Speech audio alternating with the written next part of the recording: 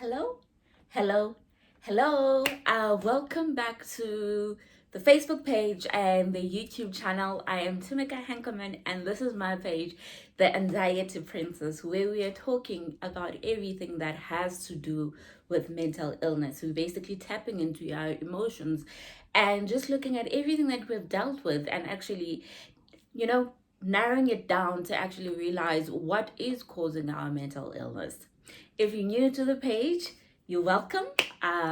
We love new people, and it gives me great pleasure when I see new follows, new views, and it means then I'm doing something right. And to everybody who shares the page, who shares the videos, thank you so much. I am really, really grateful for what you are doing. So I know, like, I've missed you guys actually, because I know I didn't shoot on Wednesday. Obviously, it was the first Wednesday we were not shooting. We're shooting once now, and I think it was a good idea because I got feedback during the week from someone that they still watching video 1 and video 2, and they still trying to learn what is mental illness basically, or anxiety. And they said they felt like it was a lot.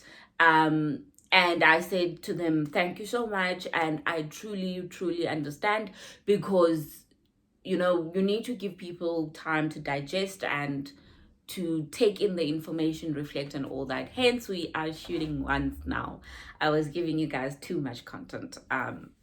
But taking that on board, we're shooting once now. And before I get to the video today, let me do admin. There's always admin that we need to get out of the way. The first admin is that the competition went up. The post for the competition is now out there, and all you have to do is be someone who's following this page. And all you have to do is to share one of my videos on your own Facebook page and just write a little caption of why you enjoyed that video and how it has helped in your own journey, or what you actually learned from the video.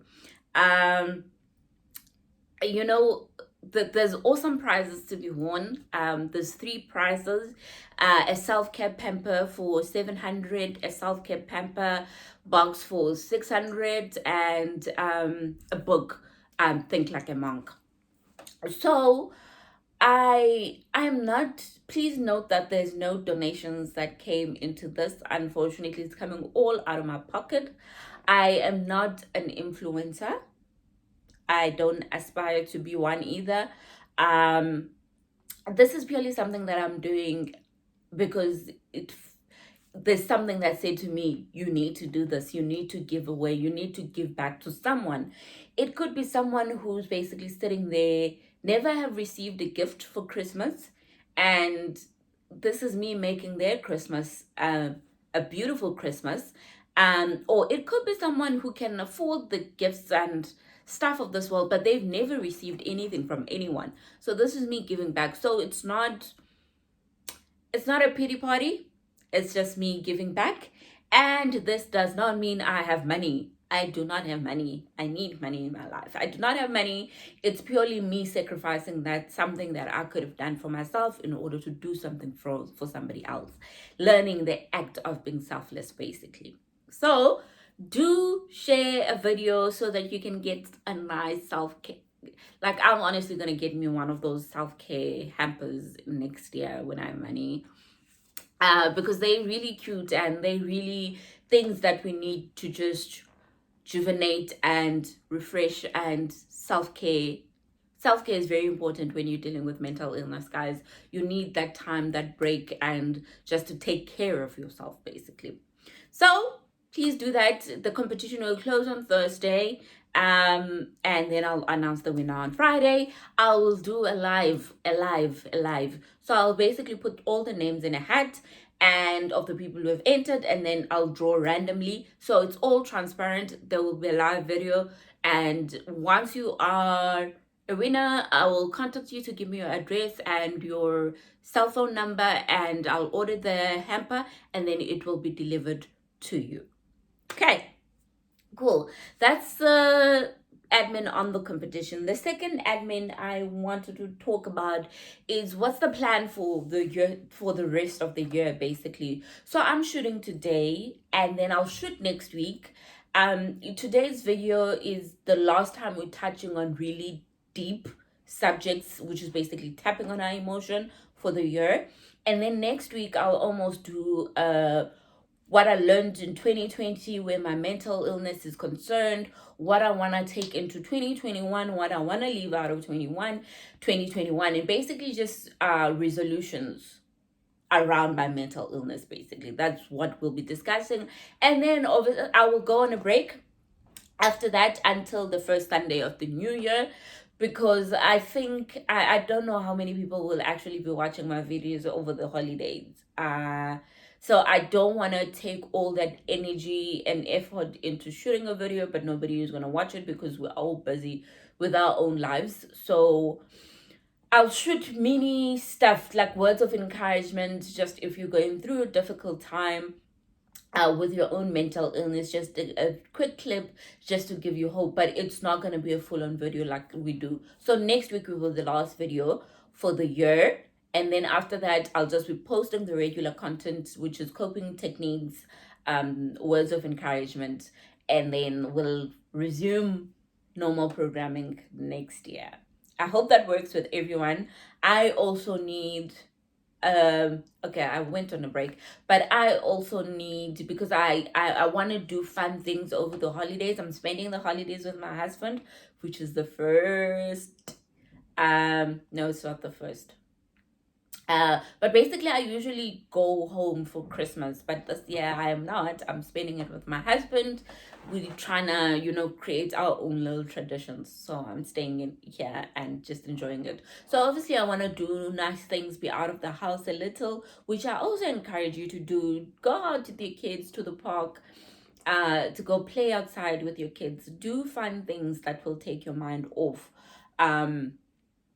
what you're basically going through. So I don't want to commit to say I'll shoot on Sundays, because I don't know if I'm going to be in the house on Sundays. And if I don't know I'm going to be in the house on Sundays, then I need to sort of get the buy-in from my husband, change our plans, which is not fair sometimes, especially when he has planned something on a Sunday and I'm like, no, I need to shoot first. So I hope you guys sort of understand. And I just want to give you a break, but I will encourage you as much as I can. I'll shoot a video here and there, 2-minute video, to say, you're not alone. I'm still here, kind of thing. Cool. So the last thing that I want to touch on where admin is concerned is that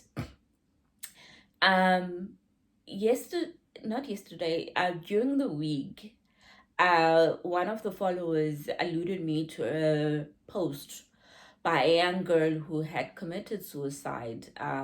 But she did write on her Facebook, almost like a goodbye kind of thing. And this is the reason why I'm doing this. And, she showed me this post. So I went to look for the post and I read the comments, and I am really hurt, guys. I'm really hurt that in 2020, there's still people who are ignorant, people who pass judgment, people who are clueless, basically. After I read those comments, I was so sad that young people, they actually are not educating themselves about mental illness, and they don't know. Guys, there is no one who would decide to take their own life unless they don't see a way out besides this. And that is mental illness. I was really shocked. I was really shocked by the comments that I saw there. It wasn't more so, there were comments about regretting that I could have reached out a little bit more, which should teach people that we don't know the sense and the amount of time that we have, but we're delaying things for tomorrow because we think we have more time, and we don't. And secondly, we can see that someone is suffering and we can see someone is going through a lot, but we're not stepping in to hear what it is. when you take that decision, you're in a position that no one is there to help me. So let me help myself out of the situation. So I really saw from that post that I have a long way to go. I have a long way to go in educating people about mental illness, and people have a long way to go as well to educating themselves about mental illness. People were going on about why would she do this because of someone. It's called mental illness. That's what it is. It's called mental illness, and you sitting there and you asking why did she do it for someone else? But like, why are you passing all that judgment and anger onto the person while knowing that person is actually suffering from mental illness? It's called mental illness. It's not a selfish act that a person would do. No one would intentionally hurt someone in that sense by taking their own lives unless they were the odds were against them and that was their only way out at that point. And you sitting there now, instead of going to educate yourself about mental illness, you're passing judgment on somebody who has passed on. Come on. Like, it angers me, it frustrates me, and all those things. But I realized from that post that I have a long way to go. And I realized from that post that I need to take this more serious now more than ever. Because obviously there is a lack of knowledge out there. Sorry, I don't mean to be angry, but if someone didn't understand the state of my mental health and they passed judgment without understanding that would make me upset. I feel as though if you don't have the facts or the knowledge, don't pass on an opinion. That's my view. But condolences to the family of the girl. I hope she has found comfort in the arms of the Father. Now I'm done with admin. So now we move on to today's video. So today's video, I'm still deciding what the title is going to be, but I figured I've spoken about this in my fourth video, if I'm not mistaken, when I was talking about emotional baggage, and I had said that I was going to do this video, so I thought, let me do this video before the year ends. So one of the things that I had said in my emotional baggage that I was struggling with was grief. And this video is going to talk about loss, grief, death in the midst of your own mental illness, and basically how do you overcome grief while you're somebody who's dealing with mental illness. Please bear in mind that I am not trying to tell you how to grieve. I cannot tell anyone how to grieve. I haven't grieved myself. So if you want to grieve your own way, please do.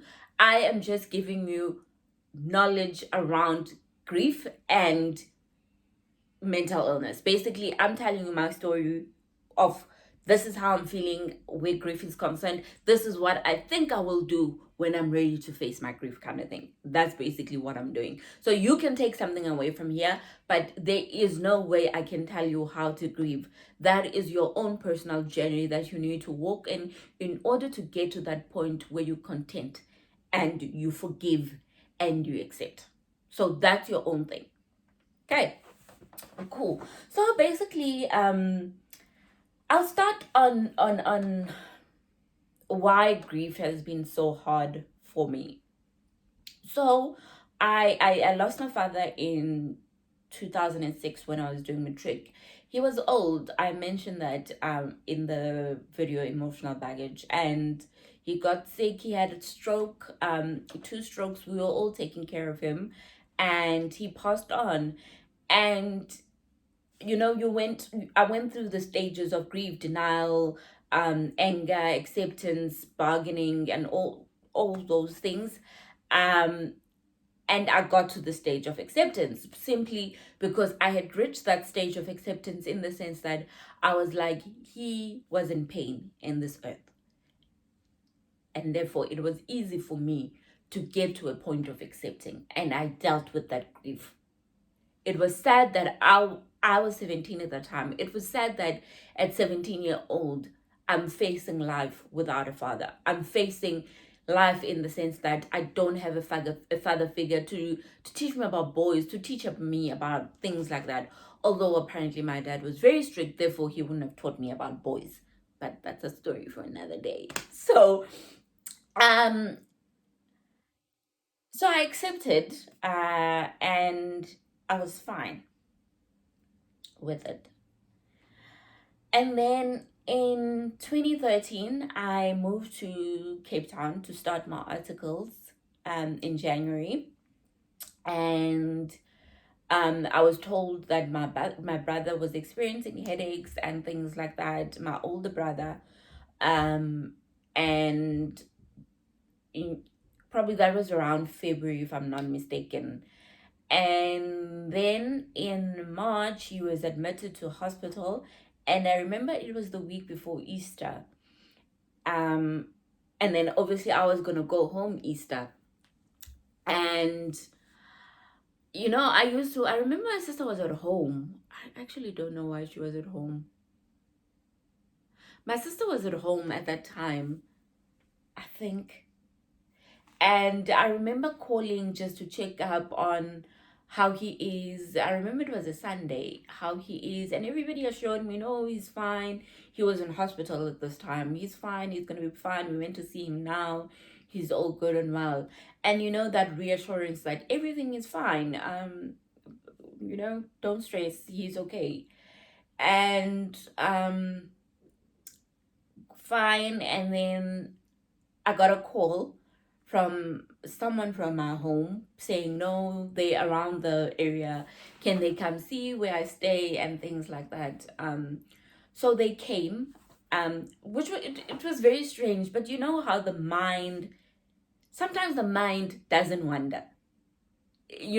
Because I just spoken to someone and they assured me that my brother was fine. And now someone's coming to see me. I did not put two and two together at all. I just thought, wow, this is a very nice gesture that someone from home, I just moved to Cape Town and they wanted to come see where I stay and to just assure my mother that I was safe. And they came, and they set me down and they told me, that your brother was sick. And I was like, yeah, yes. And I thought it was a conversation. And they were like, yeah, your brother was sick. And I'm like, yeah, I just spoke to my sister now. He's fine. He's getting better. And the guy looked at me and he was like, Ndondo. Ndondo, that's what they call me, which is last born, basically. Unfortunately, he didn't make it. Like, he's gone. I sat there and I could not understand. Like, I couldn't understand. I just spoke to this person now. Like, what do you mean? Like, I just spoke to someone who assured me they're fine. I'm going home next week to see this person. So what do you mean that this person is gone? And I felt sick in my tummy. I felt so sick in my tummy because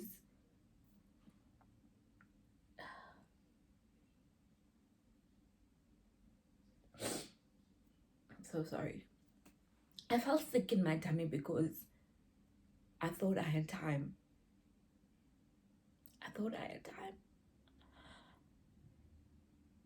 I thought I was gonna go home and see him and everything will be fine. I thought I had time. And I didn't. I'm so sorry. I'm so sorry. So that was that. I went home, buried my brother, and what hurt me the most was no parent want to bury their children. No parent. There's this almost thing that we supposed to bury our parents, but in this case, my mother had to bury her firstborn. And I could see her world shutting down. I could see her losing weight by the second. And in those positions, you in those times you almost have to be strong um for the person. So we were all trying to be strong for her. um we were all trying to be strong for her. um and that is one of the things that in that moment of us trying to be strong for the people around us, we lose focus of our own grief. um because in that moment, in that week, you don't cry, you don't do anything. um you almost like protecting. I was almost protecting my mother so that she doesn't see me break down. This person has just lost one child, and now her seeing the torment and the torture the other child is going through is just as painful, because I can't expect her to be there for me in that moment, because she's going through her own. Can you see? So this is me now negotiating with my grief that don't come now, kind of thing. Don't come now. I shouldn't have put on makeup today. This is me negotiating with my grief that don't come now. Let me help my mother get through this week until the burial, and then I'll revisit you. That's the mistake I made. I parked my grief there with the hopes of revisiting it, and I stashed it there, and I never went back. That's where I'm at. Because in my head, I am still in the denial and anger phase that, like, how? Why?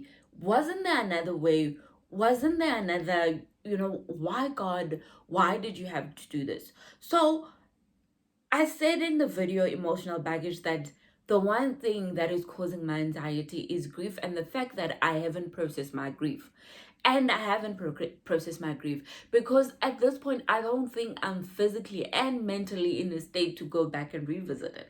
I'm in denial that in my head, I keep saying, you know what, if I go home, my brother's there, kind of thing. But when I go home, I get a shock in my life, because every time I go home, I go to the cemetery. Every time I go, I'm reminded that this is a denial phase. You're in denial. You're in denial because yet you go and see this person on the grave. That's basically where I'm at in my life, that I haven't made peace with it, because it's such a painful thing for me to go and take my grief, take it out of that point where I had buried it and work through it.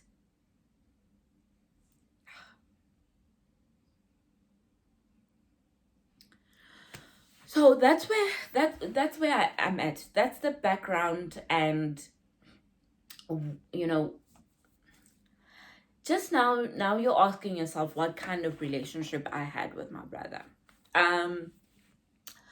He was the firstborn on my mother, where my mother's concerned. My dad had other kids before him. He was quiet. He was very quiet. He was humble, always like looking neat in his old school kind of way. And when he had something and you'd ask him, can I please have this? He'd give it to you. He was selfless. He was loving. He was caring. Like, my mother would shout at my brother if he did something wrong, and you would see the humbleness and the respect that came from that moment. Like, he wasn't one of those kids that would storm out and things like that. No, he wasn't. He pushed me to be the best, that to basically instill the culture that anything is possible if you work towards it. And he knew I was smart. I was smart. I don't know if I'm still smart. He knew that I was smart, and obviously he knew that education was the only way that I could open doors for myself. So he pushed me in school, that if I'd get 80%, I already said this, he'd be like, if it were me, I would have gotten 80% and things like that. I would have gotten 90% or something like that. So he was my cheerleader because he understood what I was capable of.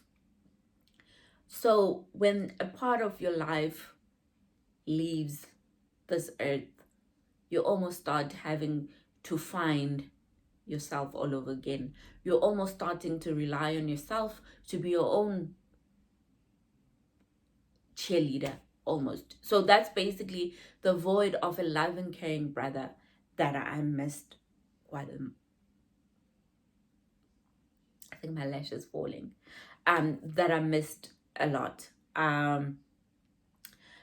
So I honestly didn't think I was gonna be emotional in this video.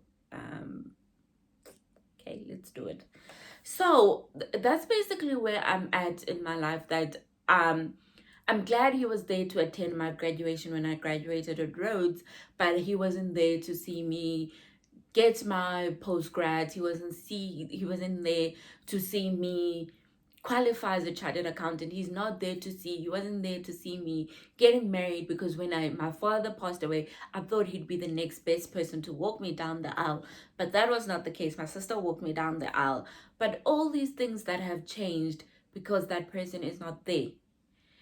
And now I'm going to tap on the things that are going through my head as to why it's so hard for me to go and get my grief. Remember, I that week of the passing and the burial, I parked my own grief there because I needed to be strong for my mother. But now,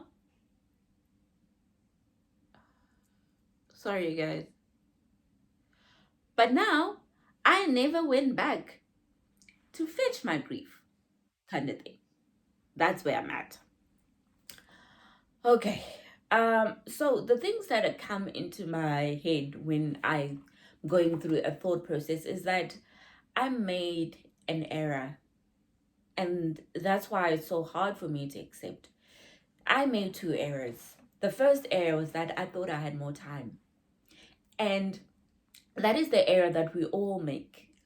We keep postponing things for tomorrow. Postpone it for tomorrow. No, I'm not gonna see so and so. I'll see them tomorrow. No, I'm not gonna chase that dream because I'll do it tomorrow. But you don't know if you're gonna wake up tomorrow. You don't know if the person you're gonna see tomorrow is gonna wake up. So with this thought process, I want to put it out there to you. Live your life like today is the last day that you're leaving. If something is saying to you, get up, start a business, do it today, because you don't know if you're gonna wake up. We don't know how much time we have. That was the error that I made, that I said I'll see my brother next week because I was going home next week. You see, it was Easter weekend. I was gonna go home Easter weekend. I thought I had more time. Had I gotten up and left and go to see him, I would have been able to say my goodbyes. I never got the chance to say my goodbyes. So that is my thought process, that I thought I had more time. That is the error of human life that we make daily, that we think we have more time, yet we don't have more time. Cool. That's the first thinking error. The second thinking error that I have was I regret all the opportunities I lost to show him how much I loved him. Now, my mind is playing tricks with me. It's not tricks, actually. My mind is questioning me. Did you show him enough that you love him? There's a saying that you need to give people the roses or the flowers while they can still smell them. Don't give them the flowers while they're at the grave. Give them the flowers while they're still alive. How often do you tell people you love that you love them? Like, honestly, how often do you do it? So I think I'm at the stage that I'm like, I don't think I showed him enough, and I try to show people now enough to tell them I love them, to tell them I care, to tell them I'm here if you need me. But don't wait until tomorrow for the opportunity to tell someone that you love them. Don't wait for the opportunity to pick a flower on the road while you're going to visit someone and giving it to them. But yet, when they lie lying on the grave, you're going to go to the store and buy flowers and put them there. But while they were alive, you couldn't even do that action. So can you see the regret that comes with grief and loss, that did I do enough to show the person I love them? And in my head, I think I haven't answered that one fully. And I'm scared because that's why I'm still sitting. Like, now that person not there, but I hope each and every day they know that I love them. I hope they're looking up there and said, she loved me while I was alive. So that's, I don't know if I showed him enough that I loved him. So that those two thoughts are the thoughts that are creeping up in my head every time I want to go fetch my grief. Because I'm not ready yet for the reality or the realization that when I fetch my grief and I'm like, come here, now it's time. I'm facing you. Come here. I'm not ready for the reality that comes back as I reflect and deal with my grief. I'm like, you didn't show him enough. I'm not ready. I am just in that position of denial that I hope I showed him enough that I loved him. But I'm not ready for the reality that will come from that grief when I start reflecting on my journey in life and I'm like, oh, you didn't show them you love them enough. So, can you do the act of love people close to your heart, even when they anger you, even when you don't see eye to eye, even when you have an argument with them, you still say, but I love you. I may be fighting with you, but I love you. So, can we start actioning those things? Because these two thoughts of time and love for me are the things that are causing me not to go into that corner and fetch my grief, because I'm not ready for the reality that you didn't show him enough that you love him. That's my thought process. Okay, cool. And now, out of grief obviously comes anxiety triggers. Your anxiety could actually be triggered by grief. Mine wasn't triggered by grief, but grief is one of the things that I haven't processed in my emotional journey that are causing the emotional instability. And therefore, I constantly find myself that when I'm thinking about it, my emotions almost rise up and I'm almost feeling very anxious. So that's basically how grief is part of it. Because now when I think about it, think about my brother, think about the fact that I haven't processed his death. And then I come and I start getting a little bit of panic attacks because it's a scary area to visit. That's why it is part of my emotional baggage that is causing or adding to my anxiety. Okay, so you just lost someone. You just lost someone, let's say family member, and now you start having a panic attack, which you didn't have previously. So the things that could potentially have caused your panic attack is one, because now you're faced with the reality check that bad things do happen. It's the fear of the bad things happening that is scaring you. Every time someone dies that I know, I always take it and bring it to me, and I'm like, I'm probably, you do understand that death is one of the things that I fear. So every time someone dies, I take it to me and I'm like, I wonder how much time I have, all these things.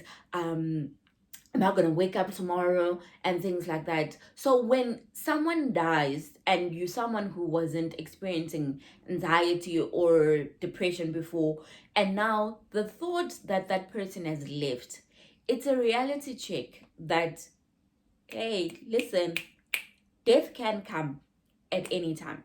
It's the reality check that bad things do happen. So that is why an anxiety is triggered by loss for people who have experienced their mental illness post a loss of someone special to them. So Now you're probably sitting there like, oh, I had a panic attack because I was in that state. So now I'm giving you the fact as to how did it come about to you having that panic attack. So it's the reality check that actually bad things do happen. That's the first one. What can I say? Snap out of it? No, don't snap out of it. Bad things do happen, and we always need to be aware and cautious. We always need to live for today and almost make it seem as though we don't have tomorrow in order to make the most of it. Because you don't want, I don't know if people who are dead have regrets, but you don't want to live your life and not having fulfilled everything you wanted to fulfill. Let me put it that way. So your anxiety came because that's when the moment it hit you that actually bad things do happen and bad things can happen to me. That's the first trigger with grief. The second trigger is now you're anticipating your own departure. If you see someone who's 31, let's say if I see someone who's 31 who dies, immediately my reaction is that, whoa, young people do die. People my age do die. And then I start taking that thing in and I start anticipating all the things that are wrong with me physically. The fact that I get headaches, I'm almost like taking that headache and now converting it into a brain tumor, converting it into MS, converting it into all these worst case scenarios because now I'm anticipating that I'm next. That's the second trigger where grief is concerned. The reality check that my friend is gone. My friend was the same age as me. Therefore, it could potentially mean it's a confirmation that young people are dying. Therefore, I could be next. That's the second trigger where grief is concerned. You're almost anticipating your departure, and the moment you start thinking about it, all these emotions come up, which causes your panic attack. We're all gonna die. We're all gonna die. I'm scared of death, but I'll always bring myself back to the fact that we're all gonna die. So stop anticipating when your death is coming and start enjoying what you have, because your friend couldn't enjoy what you have. Your friend had reached their timeline on this earth. You haven't reached yours. Maybe yours has another additional 31 years added to it, but we don't know the time and the place. Therefore, we can't always be anticipating. That's the second trigger. The third trigger, which is basically what I have. This trigger, my anxiety wasn't caused by grief, but grief is part of my anxiety. This one is because you're avoiding or you fear facing your emotions. That's exactly where I'm at. That's why grief and loss is adding to my anxiety, because I'm scared to deal with the emotions. I'm scared to face my emotions. I'm scared to see myself at that point where I don't even know how to grieve. Would I be in bed the whole day? Would I stop losing interest in everything that I love? What kind of person am I going to be? Am I going to be a mean person? Am I going to stop loving people that I love? All these thoughts of how it's going to be like to grieve when I face my emotion, they're adding to your anxiety. They're adding to my anxiety. That I know from experience. Because I don't want to collect my grief there. Because I'm not ready to deal with what's sitting there in the grief corner. The day that I decide, let me collect my grief and deal with the emotions and face the emotion, this trigger will leave my life. Every time I think about my brother, I'll stop having panic attacks. Every time I think about my brother, I'll stop feeling like, oh, did I show him enough that I love him, and almost get into a state of a panic. So the fact that you're not facing your emotions, you're scared to face grief in the face, is a trigger for your anxiety. Cool. The last trigger, which is almost a link to the previous point, is you're not confident in your ability to cope. I'm not. You see, these two, they're speaking to me.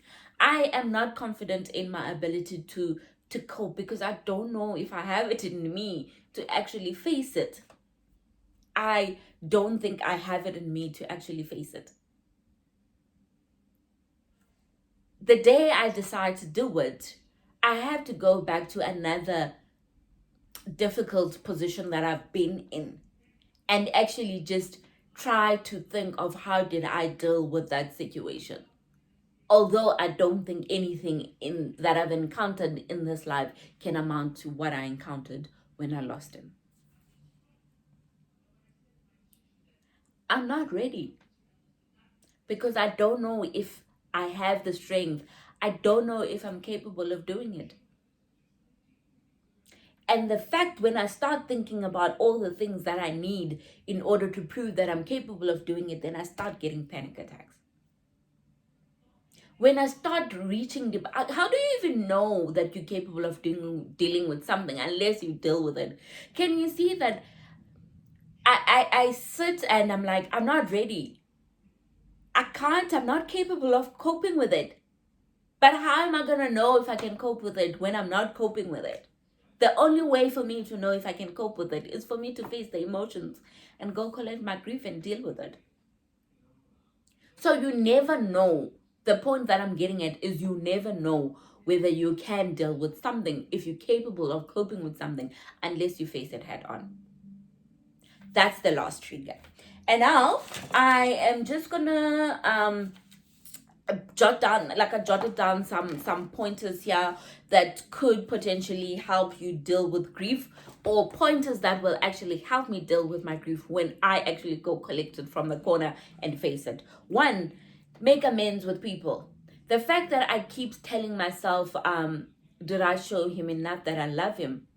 The people in my life that I don't get along with, the day I collect my grief, I'll have to make amends with it. I'll have to make amends with them because I don't want to sit in another position where I'm questioning myself as to whether did I love them enough. But this one, I need to make amends now because remember my first point? We don't know how much time we have. I don't want to add to that point of now I have a second person who didn't know that I love them. So make amends with the people. And this one I'm approaching in a different sense. That for me, making amends with people is where you get to that point where you're content with whatever they have done with you. That yes, I don't want any association with you, but I'm content with what you've done.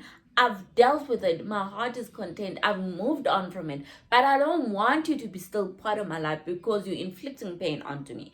That's how I am. That I think the people that did me wrong, I've sort of forgiven them. I've forgiven them in the sense that my heart is content, but I don't want anything to do with them. And with those ones, I'm not gonna regret and sit one day and be like, did I show them enough that I love them? I did. The mere fact that I'm not reminding them constantly of what they did to me means that I'm loving you enough not to remind you of the mistakes that you made. So that's the first one. Make amends with people. Make amends with your heart. Your heart needs to get to a point where it's content. Your heart needs to get to a point where you're like, what you did to me does not hurt me anymore. That's the first one. 2, get your affairs in order. Get your affairs in order. That's the second thing that I'll do. Getting my affairs in order is making sure I have a will, making sure that I know who's going to get my house when I leave, which is going to be my husband. I know who's going to get my life insurance. I know who's going to get what.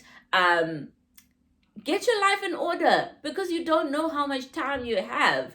Like, are you going to leave a mess for people to clean up when you're gone, that you have all these assets but nobody knows where these assets are supposed to go? Now you're leaving your family fighting over your estate. No, I'm not going to do that. I'll get my affairs in order. Get your affairs in order. Cool. The third thing is touch base with my grief. That's what I'm going to do. when I start dealing with my grief. When I say touching base with your grief is one, I'm gonna welcome the emotions, each and every emotion that come with it. Anger, sadness, disappointment, um, denial, until I reach a point of acceptance. I'm not gonna run away from the emotions. And I think the reason why I haven't gone to fetch my grief is because I'm not ready to deal with those emotions and have a constant flow of, you know, your emotions are not frequent. I'm not ready to go through the frequency or the unfrequency of the emotions. So when I deal with my loss, I will embrace the emotions and take them one day at a time as they come. Second thing that you need to do when you're touching base with your grief is to forgive yourself. I'll forgive myself because I'll forgive myself that there was nothing I could do. And making reality that I'm not the one who determines life or death. God does. So I did enough up until that point. I did everything that I could to show the person that I love them. Forgive yourself because you can't constantly be going back to the fact that did I love them enough? At this point, I'm still there. That did I love them enough? But when I start dealing with it, I learn to forgive myself because I don't determine life or death. God does. Secondly, I'll learn that I did the best that I could to show the person that I loved. Forgive yourself. That's important. Cool. The fourth point in dealing, I'll reflect on how the person would have wanted me to continue my life in their absence. So I know my brother was full of life, loving and caring. They'd want to see the same for you. I don't think he wants to see me wallowing and living a life of regret. I'm sure he's angry even now that I'm questioning the fact that did I love him enough? I'm sure if he could, he'd tell me and slap me in the face and be like, you loved me, I'm enough. You loved me, but I don't want you to live your life constantly wondering whether did you love me enough. So the person you're grieving over, what kind of a person they were. If they were full of life out there, that is what they want for you as well. There's usually the say in movies that what he wouldn't want you to continue living your life like this. He was full of life, and it's true. Like if the person you loved was in this situation, they would want you to continue living your life to the fullest. And living your life to the fullest doesn't mean you need to grieve every day. Living your life the fullest doesn't mean you need to question yourself every day. So just think about the person you're grieving for and what they would have liked for your life. That's another one. The other one is to seek help and connect with your family with regards to emotions. We all have different type of family members. I have a very strong aunt, for instance, like she's super strong, in the sense that she is spiritually strong. She's that kind of a person. When you're going through something, she's like, let's pray. I'll pray for you. She's that kind of a person. So I almost sort of leverage off that strength because this person, because when you're dealing with grief, you're almost like, there is a point that questions God. You almost lose your faith.